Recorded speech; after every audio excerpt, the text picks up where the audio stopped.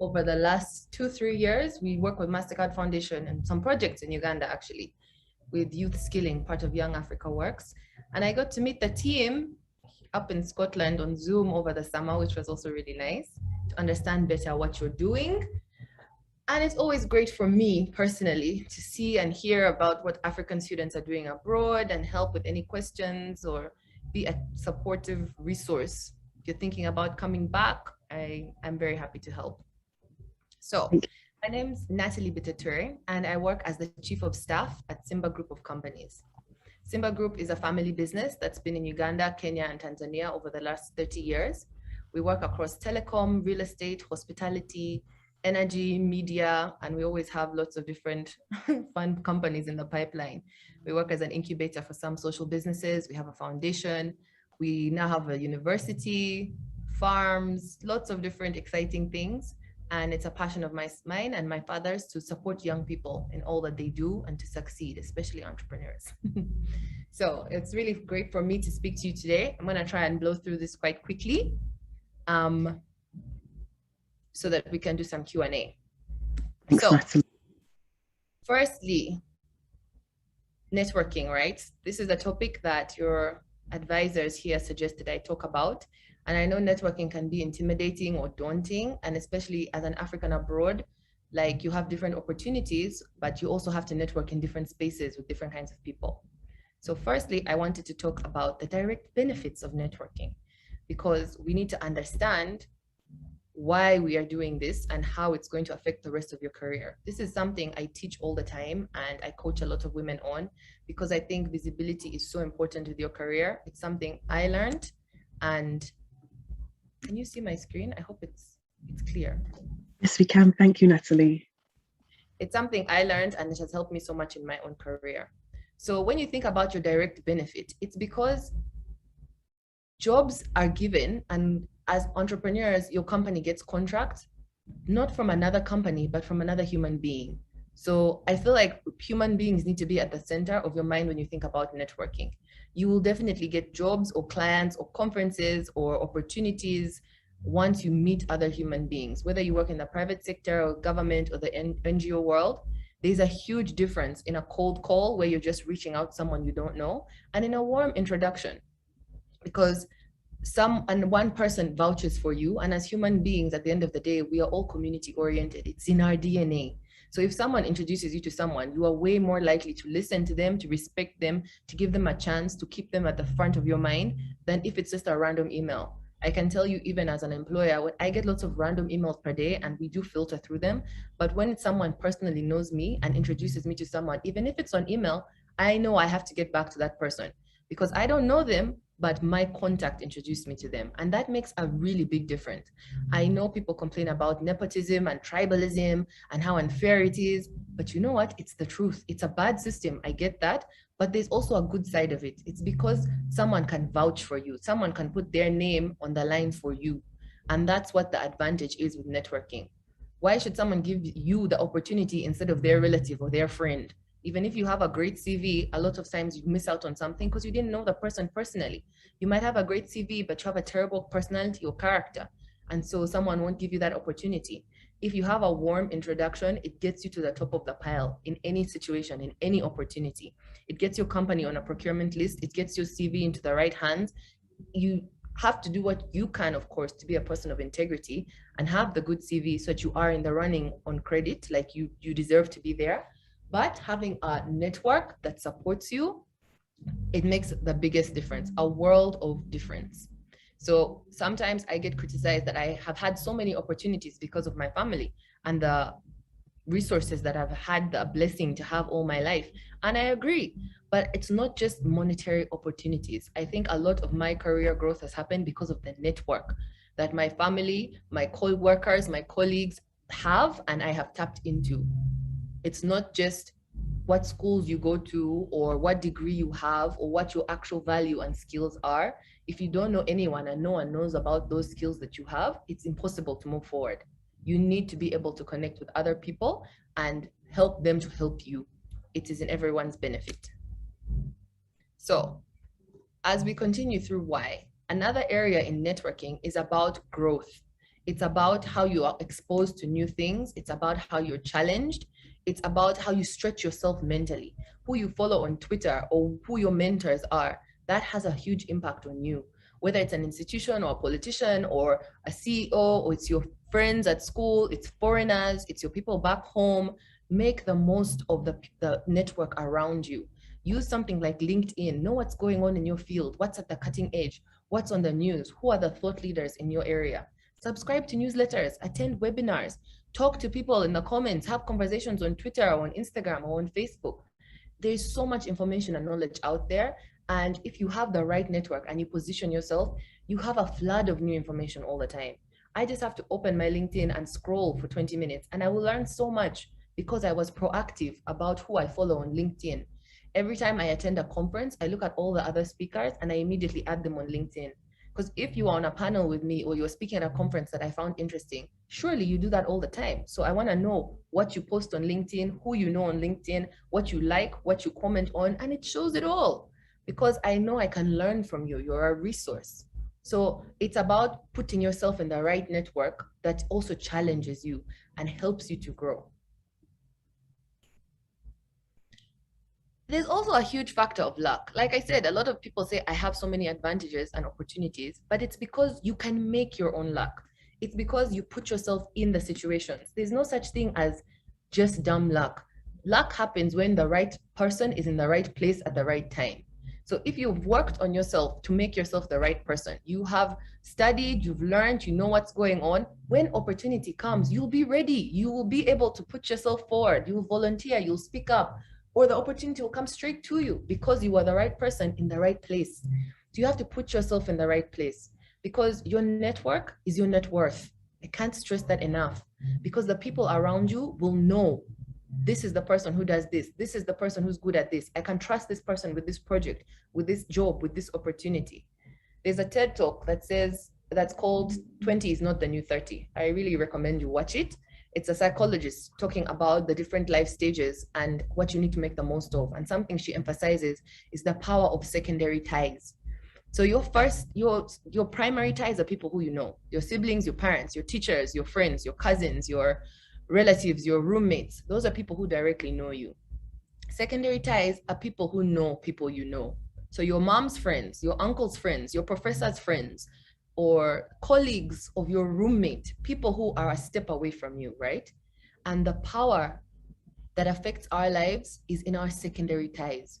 If you want a job, I'm sure your family all knows you want a job. Your people in your life, in your circle, they know, oh, this person studied this is the job they're looking for. If they could help you, they'll help you, right? You don't have to squeeze them or stress them. They will happily help you. But you've already used the maximum of that network. Your network extends to your secondary ties. If it's one step away from you, it's a much bigger network. And the power of your secondary ties psychologically, they've done studies on this. Most people marry someone who is a secondary tie. It's someone who you knew through someone. You met through a friend, a cousin, a relative, a school friend, a co-worker. And most people get hired through secondary ties. It's someone who you know who is recommended, oh, there's an opportunity in this bank. Oh, this company has an opportunity here. Didn't you say you have a cousin who studied that in school? Secondary ties. So you need to make yourself strong so that your primary ties know about you and they tell their secondary ties about you, because to them, the secondary ties are their primary ties. Everyone has relatives who talk about them, right? Like if your mom is saying, my daughter is a lawyer, she will tell all her friends her daughter is a lawyer, right? So you need to make sure you're a good lawyer, because when your mom's friends know that and they need a lawyer, they should think, oh, so-and-so's daughter is a lawyer, let's call her. That's the power of your secondary ties. So you need to create your own luck by doing things like that. And I've seen this happen so many times in workplaces where I walk into a government office or a bank or somewhere else, and I will know someone through someone else. Oh, you're this person who I met at a wedding. Oh, you're this one's friend. Oh, you're this one's brother. Oh, you're married to my auntie's cousin. You know what I mean? You find people everywhere. But you need to be proactive about this, because if you just see them or you've seen them on social media or you saw them at a wedding, you didn't introduce yourself, you didn't meet them, how are they going to help you? You need to make sure that you become a connector, proactively be a connector. It helps you because whenever I travel somewhere, whenever I am in a different situation, there's always someone I can ask. There's someone I can help. Where can I get this? How can I meet this person? Who can introduce me to that person? If you go on LinkedIn, it even shows you who you have in common. I love that. If I find a company that, oh, I need to apply for a grant here, or oh, I need to get this license, I type that like company or organization in LinkedIn, it will show me all my secondary ties who work there. So now I find who I know and say, please introduce me to this person. Oh, Tally, of course I'll do that for you because they're my primary tie. They know me, they trust me, they have no problem introducing me to someone else. And because they vouched for me, that person has taken me seriously and actually meet me and not just ignore all my emails. So it helps so much. And then that person can open doors for you that you couldn't have opened for yourself and that your primary tie couldn't have opened for you. So proactively be a connecting person. Malcolm Gladwell, the author, has a book called The Tipping Point, and he talks about 3 types of people who make change happen. This is what he studied and researched. And he said there's 3 types. The mavens, who are people who just know so much about so much. You know, there are those kinds of friends who, whatever topic you talk about, they know something about that and can recommend something. Then there are salespeople who are just, some people have the gift of the gab. It's easy for them to sell things, to talk about things, to tell people things, and get people to be convinced. And the 3rd type is connectors. There are some people in life who are just connected to so many more circles. And the example I think of when I think about this topic is funerals. You guys are all Africans. Have you seen the size of African funerals? It's crazy. But you can always tell someone who had a smaller network and someone who had a bigger network. The people who have those funerals of 2,000 people, it's because they touched all those lives. They were friends with their classmates, they were in Rotary, they were in the church, they had their colleagues at every job they ever had, they have relatives and their cousins and their in-laws. There are some people who are proactively knowing more and more people. And when you look at the size of those funerals, I'm always like, wow. And then you hear the speeches and it connects. Everyone personally knew that person and has a story about them, about how we met or how they changed my life or how they did this or they were always supportive. Be a connector. It's a skill. You don't have to be born like that. You have to learn how to tell stories, how to connect with people, how to listen to people. And that's how you bond. And then you'll know them forever. And then you build your own circle. There's networking through like groups like Fellowship and Rotary, but then you have to be a connector. It doesn't help you to be there and you're not connecting to everyone who is already there. It's having a footprint. Your network is your footprint in the world. All the material things you'll accumulate over your life and your career will be gone one day. So will you. But the impact you have on other people's lives, that will last and that gets passed on. So you don't have to think about networking as this slimy thing where I have to pretend to be everyone's friend because they're going to get me places in life. You can be genuine about it. It has a huge impact on your life, on other people's lives, and it can be a wonderful thing, a fulfilling thing. So let's move to how. Like I was just saying, it's about genuine connection. Whenever I meet lots of different people, and you can always tell the ones who are purposely trying to network just because they want something from me, and the ones who have no idea who I am or have no idea how I can help them, but we're just chatting at a conference, in a waiting room, in an elevator, whenever. What is important is genuine connection, because you don't want to be that slimy person that we all know is just harassing you for a job or harassing you for something. Find something in common. As human beings, no matter where you're from or what background you have or what experience, you will always find something in common with another person. I once went to a conference and they made us do this as an exercise. Find something in common with the person next to you. Not one thing or 2 things, try and find as many as you can. And they timed us, they gave us 2 minutes. And of course, you don't know this person. You're from a different country, a different place. Is it ice cream? Is it puppies? Do you both like when it rains? What kind of music do you like? Just go through as many topics as fast as you can. And then they asked all of us, how many topics did you make? How many things did you find in common? And everyone found at least 10 things in common with the person next to them who they had never met before. And I do this sometimes at workshops because people are so nervous and like they don't want to say hi to each other, but we all have things in common. Find something that you can genuinely compliment in someone or say, I like this about this, or we're both at this conference for this reason. Genuine connection is more memorable. You find common ground and you connect and bond with someone. It really helps. It's also helpful to offer something, especially since you're students and you don't have that much experience in life yet, but you have time, is the truth. So that's something you can always offer people. Some people ask me, like, when I want to ask someone to mentor me, what do? I don't have money to be taking them for dinner or coffee, but you have time. Say, I can do this research for you. I can help you with this project. Because you want to get something from them. You want to build a relationship with them. When you're knowledgeable and you are prepared, people like you because you are more helpful. You are a useful person. So make yourself that useful person. Offer something to a connection. Oh, hi, I follow you on social media. It's so great to see you at this conference. I really like what you talked about. Can I please get your email address? I have so many questions about this specific topic. And I wrote a report about this area. Or I did a case study about your company when I was in school, and I had this idea when I saw it. There's so many small things you can give that are not monetary that can help you bond with someone. But always think of what can you do for them before you think of what can they do for me.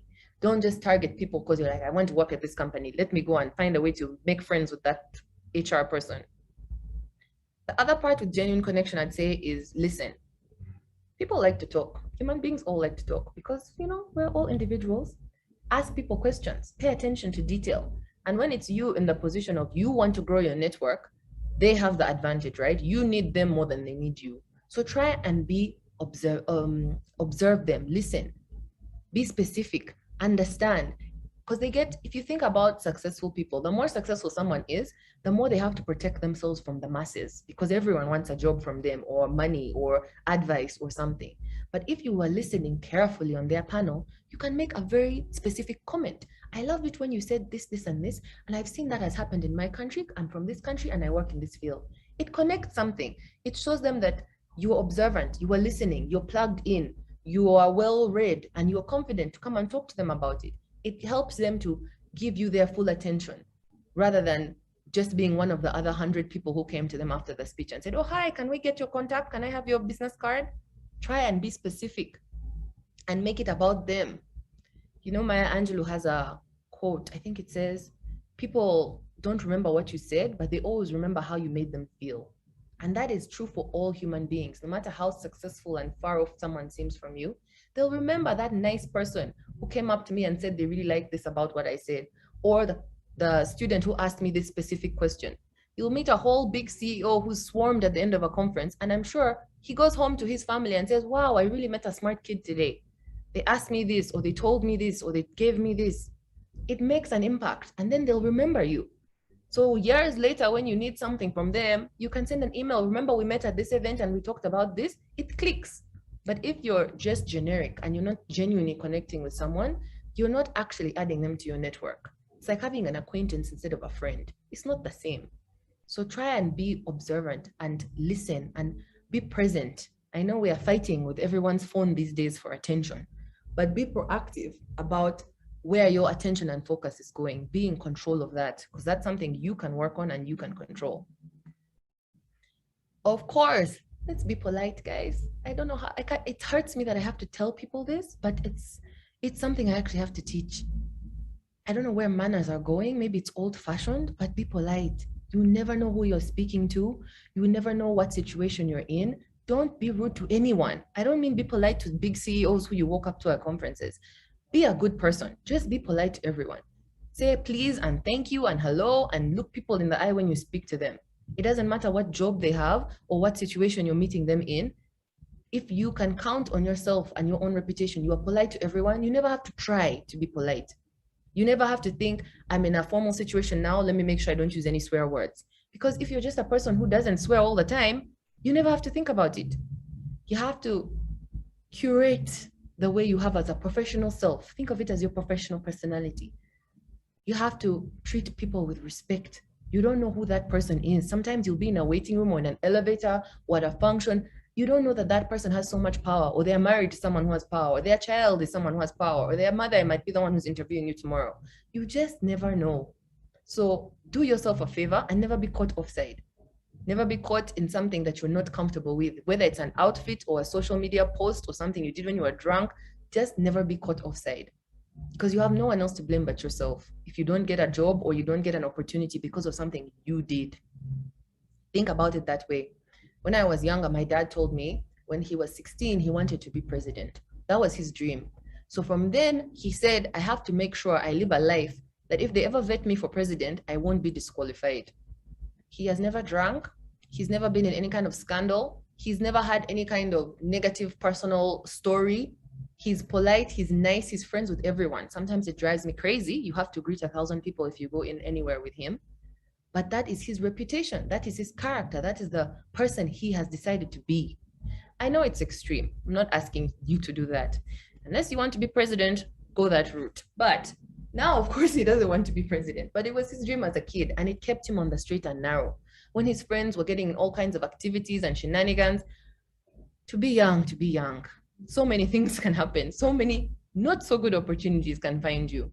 But now that you're at the stage in your life where you're thinking about your career, think about it that way.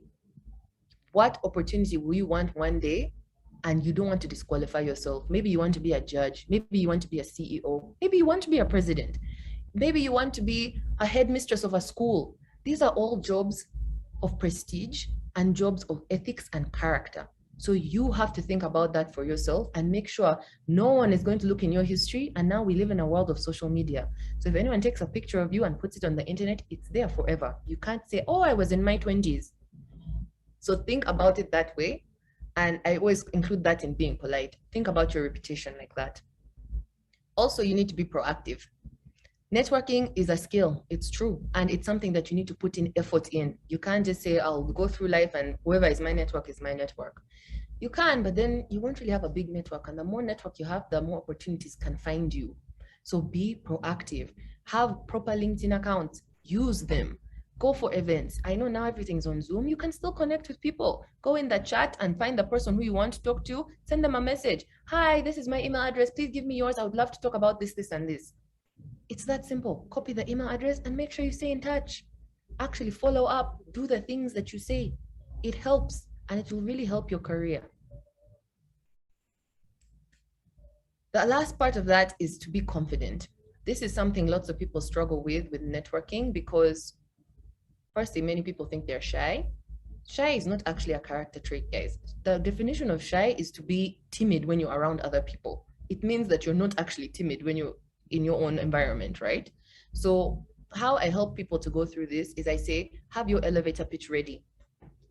I'm sure you know the concept of an elevator pitch, which is like a summary of the business that someone wants to. If you met an investor in an elevator and you only had the time you had in the elevator with them, how would you pitch your business? That's the history of where it comes from. But you can have an elevator pitch of yourself, your personal branding. Like the bio I said at the beginning of this, I don't have to think about that. I've said it so many times that I don't need to remember I'm chief of staff of Simba and Simba does this, this, and this, because I've practiced it so many times. So make your own personal statement. Who are you? What are you about? It's not about the job you have. It's about what's the relevant information. If you had 30 seconds for someone to know who you are, what do they need to know? Is it where you're from? Is it what you've studied? Is it what you're passionate about? What is your elevator pitch for you? Of course, you'll evolve it with your career as time goes on, but have it ready and practice it. Practice on each other, practice with your friends, with your family, till you feel confident in how you say it. Because if you go up to someone and you're mumbling and you're speaking to them quietly and it's not just that I can't hear you, it's that I now can't trust you. If you can't be confident enough to speak up and tell me who you are and what you're about, how do you want me to give you a job? Is that how you're going to go and talk about my company when I'm paying you to do it? No. Confidence is important. It's the vibe you give people, and you need to make a good impression, especially with networking. You don't know when you'll meet them again. You don't know how long you'll have them. You might only have that 30 seconds in the elevator with someone. Make sure they know who you are and they'll remember you.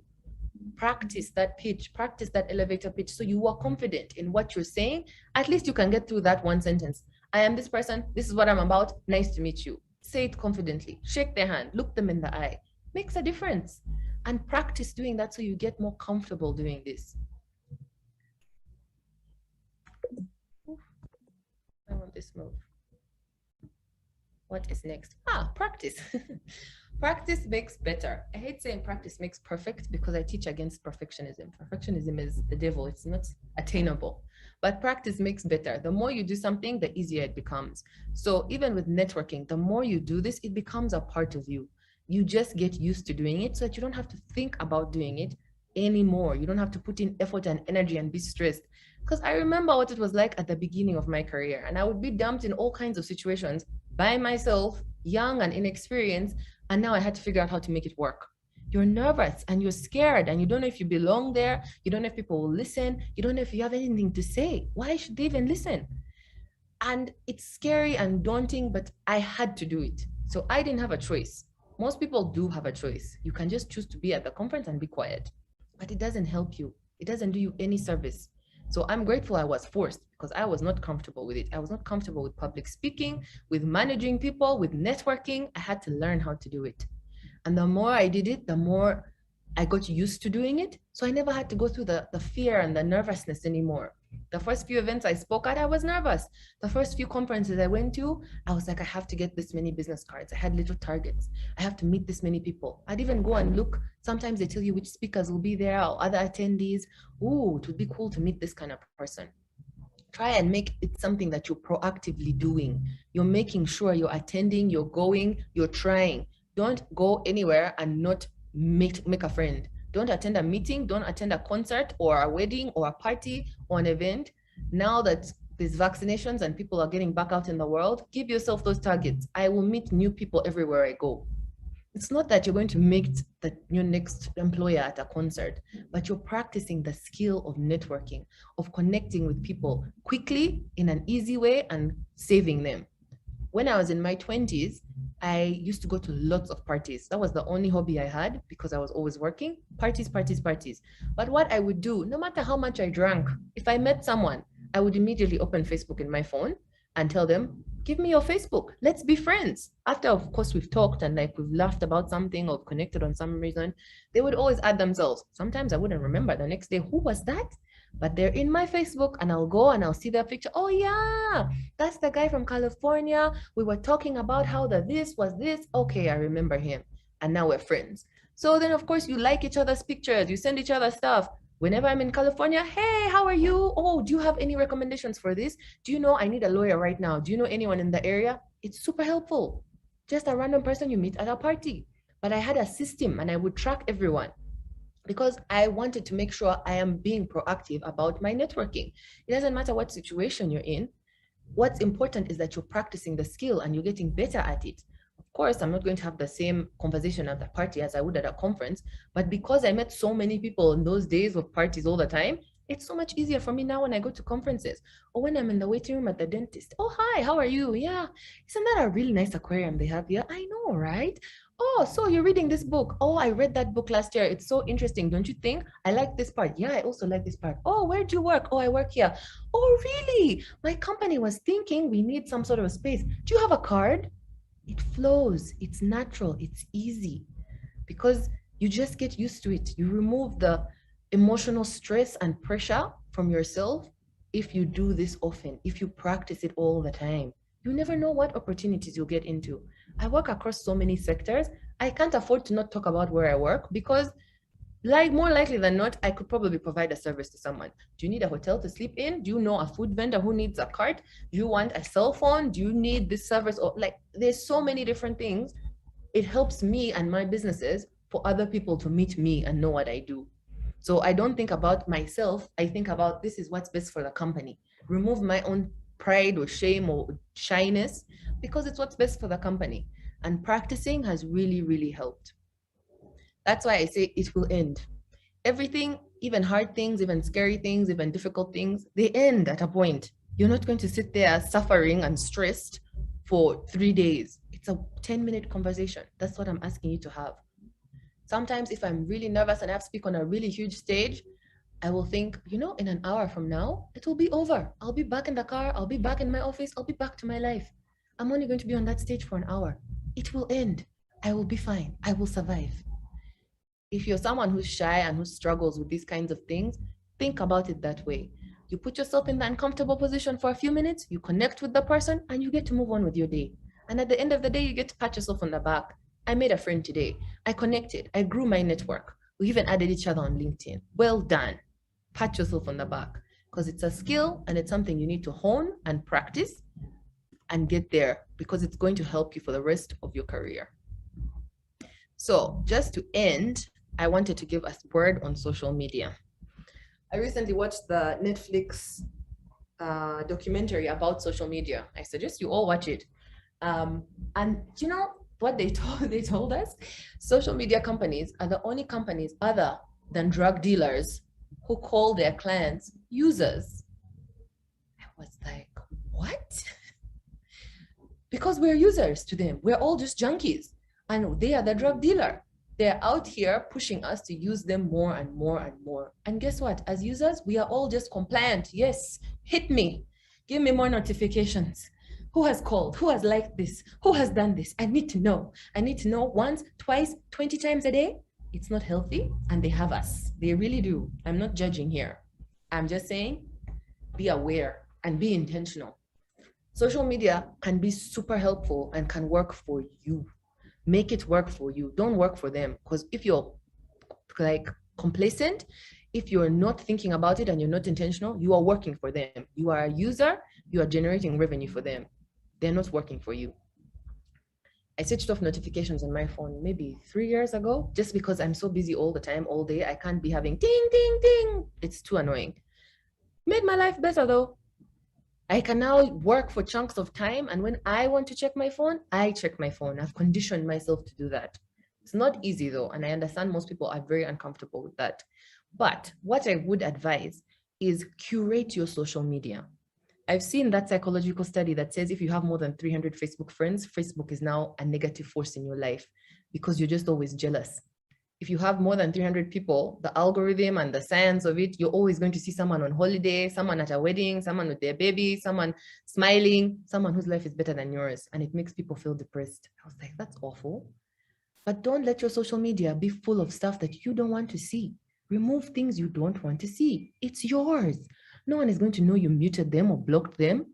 And make sure you're following things that are useful. It's not only LinkedIn where you're going to get useful information about what's happening in the world. The amount of people I know on Twitter, during COVID, I learned how to use Twitter essentially. Oh my God, I've met so many cool people. I've learned so many interesting things. You are in conversations with people you would never get to speak to in real life. I sent a tweet to one of the Shark Tank billionaires. He actually liked my tweet and replied. I was like, oh my God, that's so funny. It was so cool. We're not actually friends, but it was cool because you connect with people in different ways. The amount of information that people have, the cool jobs people have, the information they give you for free. I can't even try and quantify how much I learned from Twitter. Some people have horrible Twitter. It's just war. Like the people are arguing. It's mean. It's gossip, or it's about people you know. That's not my Twitter. You scroll through my Twitter, maybe 1 in 20 accounts is a person I actually know in real life, like in Uganda. But it's all these people who are interesting to me and have cool lives or who are doing interesting things, and I find them there. Another good one is Clubhouse. Clubhouse has grown so fast and they have really interesting discussions. They get really cool panels. And now because we live in this virtual world, it's so easy. It's even easier than setting up a Zoom. You just go onto Clubhouse and see what's going on.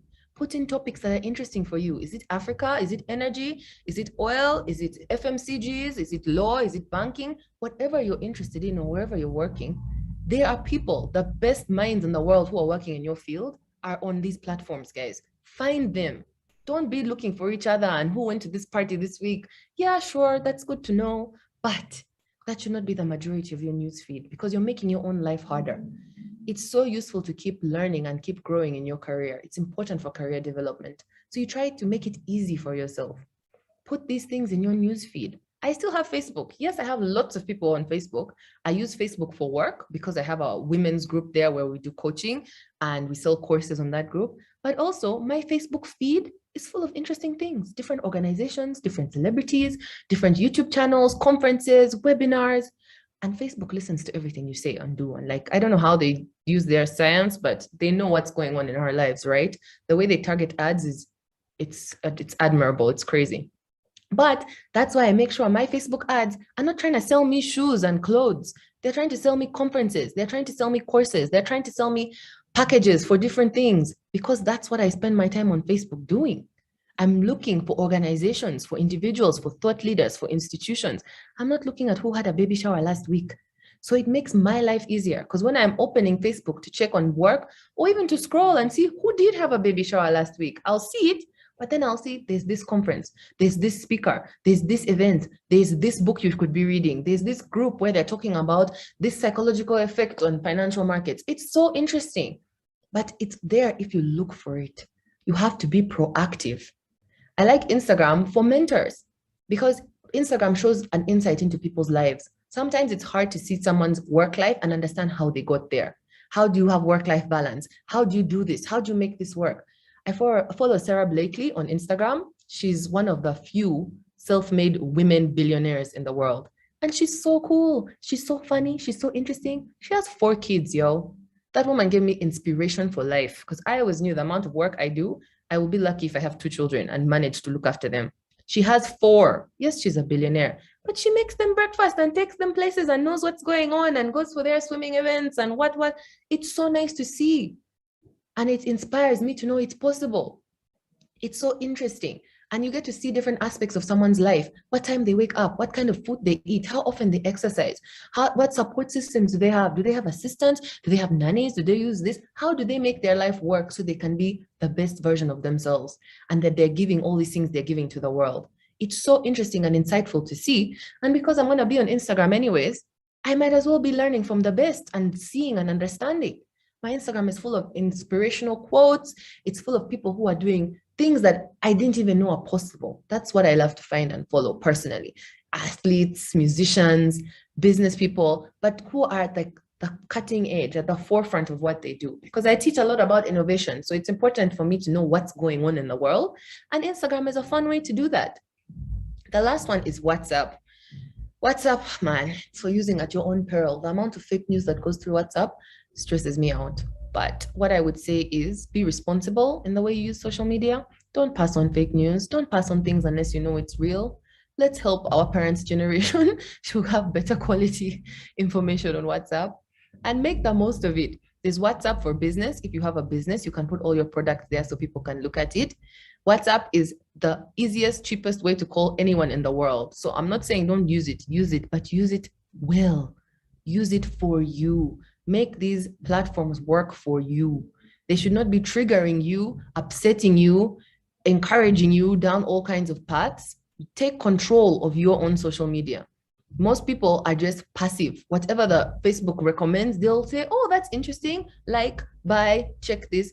And it's unfortunate because it takes some effort, I won't lie, but I feel like it's really worth it. It's something I really encourage young people to do because the sooner you take control of how you use social media, the better for you. Because they are spending billions of dollars in research in how they can keep you a user and how they can keep you addicted to the app in all kinds of ways. They don't have your best interest at heart. They have theirs. So think for yourself, be proactive, and use the platforms. See which one you like more, which one you connect with, which one you have better networks on, and build them and grow them. You don't know how these things are going to affect you later, but I assure you, if you're proactive and you're using them with your own best intention, it will pay off later and it will make sense for you later. I hope you found that helpful. If you have any questions, I'm available. Thank you, Natalie. Thank you. I think if we can stop sharing screens, we can open up to a